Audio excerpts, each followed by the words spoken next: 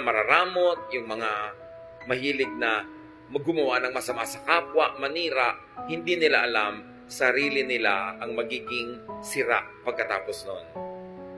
Bumabalik at bumabalik sa atin parang boomerang ang lahat ng ating hinahagis. Kaya kung dumudura ka sa langit, sa mukha mo rin lalaglag ang iyong dura. Pagka nang aapi ka ng kapwa, may balik yon. Pag naninira ka, gumagawa ka ng masama, may balik yon. Kaya nakikita nyo ha, most of the time, mga chismosa, hirap sa buhay. At kung hindi man sila nahihirapan ngayon, baka bukas pa. Pero kadalasan, isipin nyo lahat ng chismosa ang kilala nyo sa buhay nyo. Mga hirap sa buhay.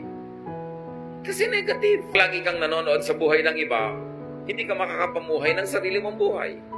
Kailangan nakapokus ka sa ginagawa mo, hindi sa ginagawa ng iba. Then you can go deep, and you can go high, and you can go wide, and you will achieve more.